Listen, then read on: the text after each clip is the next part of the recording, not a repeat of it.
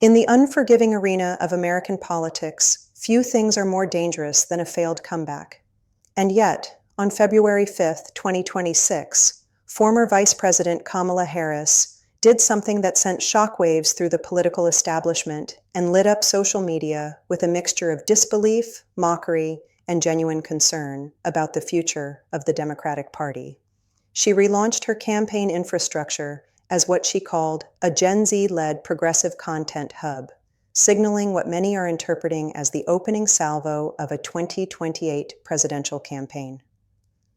What happened next reveals everything you need to know about where American politics stands right now, and why this single move might be one of the most consequential political miscalculations in recent memory. Let's start with what actually happened, because the details matter here. Harris's former campaign account, which had been dormant since her crushing defeat in the 2024 presidential election, suddenly came back to life with a new name, Headquarters, using the handle at headquarters_67. That number, 67, is particularly significant, and we'll get to why in a moment. The relaunch featured a slickly produced video where Harris herself appears on camera, answering a planted question about what's happening with her old Kamala HQ account. Her response was carefully scripted, hitting all the progressive talking points about courageous leaders and community engagement, but it was what she didn't say that's generating the real controversy. "Well, I'm so glad you asked," Harris says in the video, with that characteristic cadence that became so familiar during the 2024 campaign. "I have good news. So Kamala HQ is turning into Headquarters, and it's where you can go online to get basically the latest of what's going on, and also to meet and revisit with some of our great courageous leaders, be they elected leaders, community leaders, civic leaders, faith leaders, young leaders. I'm really excited about it, so stay engaged and I'll see you out there. Thank you." On the surface, this sounds like a standard political social media initiative. Politicians maintain their platforms, they engage with supporters, they build networks. Nothing particularly unusual about that. But context is everything in politics, and the context surrounding this relaunch tells a very different story than the one Harris and her team are trying to present. First, let's talk about timing. Harris announced just months ago that she would not be running for governor of California, a decision that surprised absolutely no one who understands political ambition. The California governorship, while prestigious, would be a step down for someone who has already served as Vice President of the United States. More importantly, it would lock her into a 4-year term that would make a 2028 presidential run virtually impossible. By passing on the governor's race, Harris sent a clear signal to political insiders. She's keeping her options open for another shot at the presidency. Now, you might ask, is that really so bad? Don't politicians always position themselves for future runs?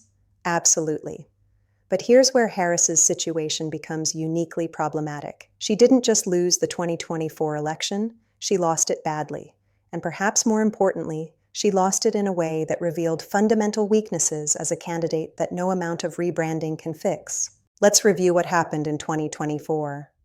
Harris ran as the Democratic nominee against Donald Trump, who was making his return to politics after his own 2020 defeat. This should have been Harris's moment. Trump was older, facing multiple legal challenges, and representing a party that many analysts thought had moved too far to the extreme. Harris had the backing of the Democratic establishment, significant fundraising advantages, and a media environment that was largely sympathetic to her campaign.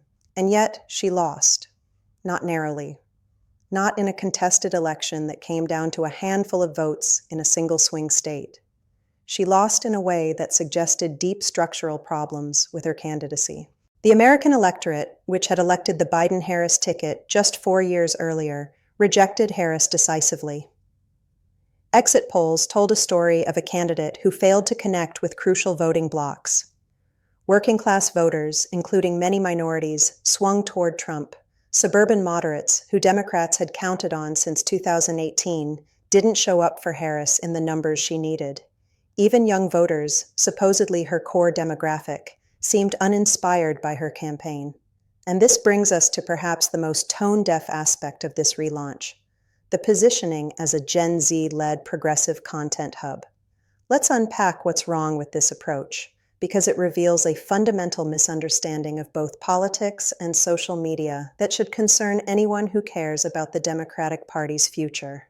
Generation Z, broadly defined as those born between 1997 and 2012, represents a crucial and growing portion of the electorate. They're digital natives, politically engaged, and increasingly influential in shaping cultural and political narratives. Any politician who wants to build a sustainable coalition needs to connect with Gen Z voters.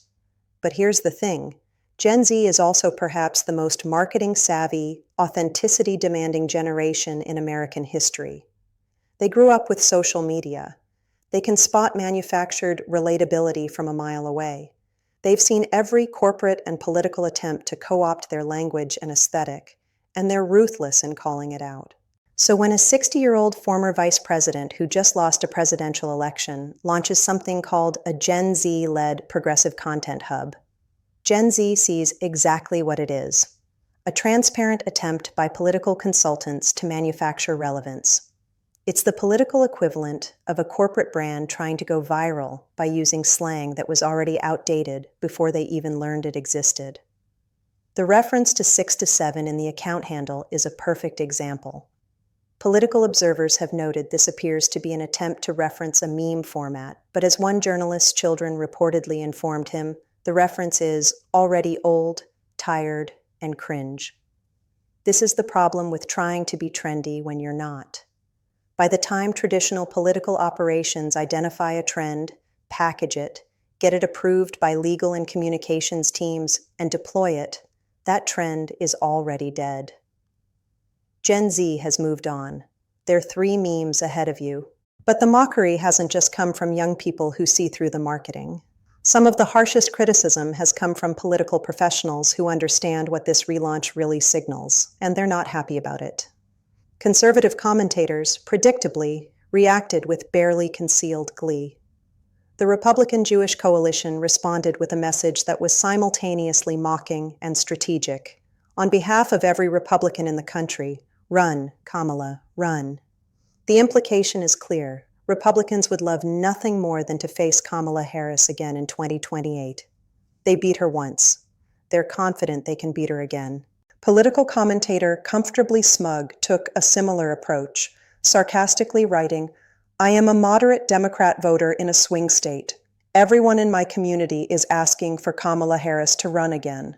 The joke, of course, is that moderate Democrats in swing states are the last people who want to see Harris at the top of the ticket again. These are the voters who abandoned her in 2024. GOP advisor Nathan Brand argued that both Republicans and Democrats can agree Harris's time has passed, but suggested that news hasn't reached her staff. This might be the most cutting observation of all because it highlights something that often happens in politics. Candidates become surrounded by loyalists and consultants who have a financial and professional interest in keeping the operation going, even when it's clear to outside observers that the candidate has no viable path forward. Social media strategist Greg Price shared a GIF from SpongeBob SquarePants showing a fish yelling, "How many times do we have to teach you this lesson, old man?" The meme perfectly captures the exasperation many feel at the prospect of the Democratic Party running back the same candidate who already lost, expecting different results. Federal Communications Commission Chairman Brendan Carr made a joke that cut even deeper.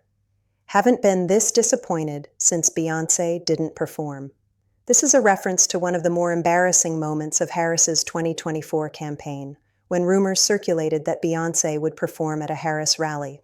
When the superstar appeared but didn't perform, the disappointment was palpable and became a symbol of the campaign's tendency to overpromise and underdeliver. Journalist Chris Rufo added another layer to the criticism, noting that his children informed him that 67 is already old, tired, and cringe, pointing out that, once again, Kamala is coming up short. This multi-generational rejection from political professionals to ordinary young people should be a red flag for Harris and her team. But here's what makes this situation truly fascinating from a political analysis perspective. The criticism isn't just coming from Republicans. There's a growing chorus of voices within the Democratic Party itself questioning whether Harris running again is really the best path forward. Some Democratic commentators have openly wished that both Harris and former President Joe Biden would step back and allow a new generation of Democrats to take center stage. This reflects a real tension within the party between loyalty to leaders who have served faithfully and the recognition that politics requires constant renewal and evolution. The Democratic Party faces a crucial moment. After losing in 2024, they need to do some serious soul-searching about their message, their messengers, and their strategy. Do they really want to spend the next 2 years building toward a 2028 campaign centered around a candidate who has already been rejected by voters? Or do they want to use this time to develop new leaders, test new messages, and build a coalition that can actually win? This is where the Harris relaunch becomes more than just an amusing social media mishap. It's a symptom of a larger problem in American politics, the difficulty of letting go. Political careers, particularly at the highest levels, become all-consuming. They're supported by entire ecosystems of consultants, staffers, donors, and loyalists who all have a stake in keeping the operation going. For someone like Harris, who has spent decades climbing the political ladder from San Francisco District Attorney to California Attorney General to U.S. Senator to Vice President, the idea of stepping back from the arena must be almost unthinkable. But history is full of politicians who didn't know when to exit the stage. They kept running, kept fighting, kept believing that just one more campaign would be the one that finally delivered the victory they felt they deserved. And in doing so, they often damaged not just their own legacies, but their party's prospects as well. Consider what happened with Hillary Clinton. After losing to Trump in 2016, Clinton largely stepped back from electoral politics, though she remained active in commentary and advocacy. Many Democrats believed that if she had attempted another run in 2020, it would have been disastrous for the party. The voters had made their decision. Moving on allowed the party to nominate Biden, who was able to defeat Trump. Now, Harris supporters might argue that her situation is different. Biden was older when he first ran for president. Harris is younger, and by 2028, she'll still be within the age range of viable candidates. She has time to rebuild, to learn from her mistakes, to develop a new approach. This is technically true, but it misses the fundamental question. Even if she could run again, should she?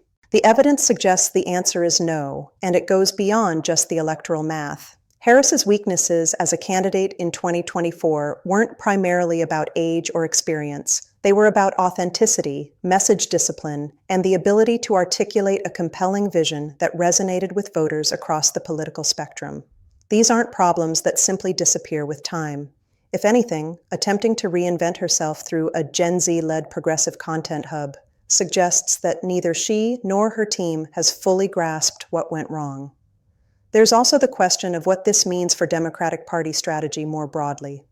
If Harris is positioning for 2028, what does that mean for other potential candidates? Does it freeze the field? Do talented governors, senators, and other leaders hold back because they don't want to challenge a former vice president? Or does it spark a divisive primary that leaves the party weakened heading into the general election? Some political observers have speculated that Harris's real goal might not be the presidency at all, but rather maintaining influence and relevance within the party. The headquarters platform could be a way to build a media operation, develop thought leadership content, and position herself as a kingmaker rather than a candidate. This would be a smarter strategy, actually, allowing her to remain influential without the risks of another campaign. But the messaging around the relaunch doesn't support this interpretation. The language, the positioning, the timing, it all points toward another presidential run. And that's what has so many people from both parties shaking their heads in disbelief. Let's also consider what this says about the state of political consulting and campaign strategy. The people advising Harris approved this approach. They thought launching a Gen Z-led progressive content hub was a good idea. They believed this would generate positive buzz and position Harris favorably for a potential 2028 run. The fact that it has instead generated widespread mockery suggests a serious disconnect between political professionals and the actual electorate they're trying to reach. This disconnect isn't unique to Harris or her team. It's a broader problem in modern politics, where campaigns are increasingly run by consultants who live in a bubble of polling data, focus groups, and social media metrics, often losing touch with how normal people actually think and communicate.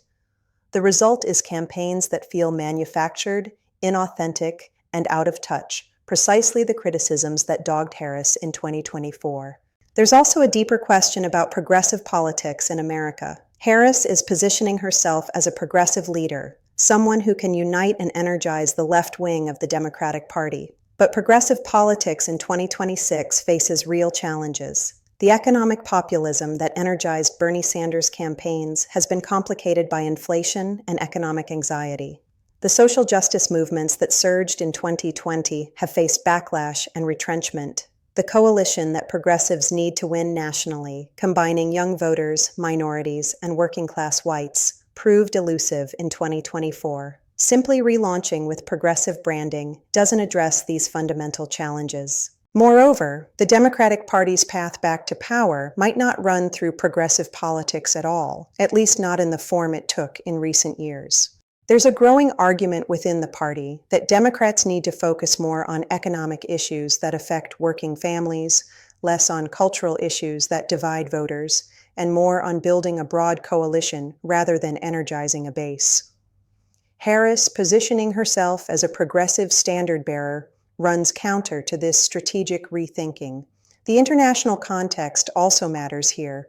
American politics doesn't exist in a vacuum. What happens in the next 2 years, from economic trends to international conflicts to technological disruptions, will shape the 2028 race in ways no one can fully predict right now.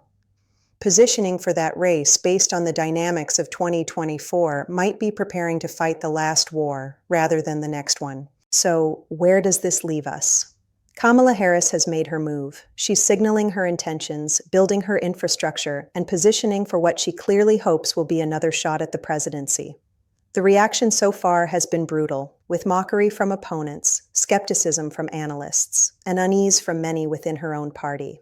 But here's the thing about politics. It's unpredictable. Candidates who seemed finished have staged remarkable comebacks. Political wisdom that seemed ironclad has been overturned. The very fact that Donald Trump won the presidency after being written off multiple times proves that political resurrections are possible. The question is whether Harris has what it takes to pull off such a resurrection. Does she have the self-awareness to understand what went wrong in 2024, the adaptability to evolve as a candidate, the political skill to build a winning coalition, the message discipline to avoid the mistakes that plagued her previous campaigns, and perhaps most importantly, does she have the wisdom to recognize if the answer to any of these questions is no? Based on this relaunch, the early signs are not encouraging. A Gen Z-led progressive content hub is not the foundation of a winning presidential campaign. It's a symptom of a political operation that's more concerned with optics than substance, more focused on demographics than principles, more interested in manufacturing viral moments than earning genuine support. The next 2 years will tell us whether Harris and her team can course correct, whether they can build something real and compelling, or whether this relaunch will be remembered as the beginning of the end of her political relevance. For now, the political world is watching, many with mockery, some with concern, and a few with genuine hope that she'll prove the doubters wrong. But if there's one lesson from recent political history, it's this: voters can smell desperation and inauthenticity from a mile away. And a former vice president trying to connect with Gen Z through a rebranded social media account? That smells like both. Whether Harris can overcome that perception, rebuild her political brand, and position herself as a viable 2028 candidate remains to be seen. But based on the reaction to this relaunch, she's got a long, difficult road ahead of her. The real question isn't whether Kamala Harris will run in 2028. The question is whether the Democratic Party and the American electorate will be waiting for her when she does. And right now, the answer to that question is looking increasingly uncertain.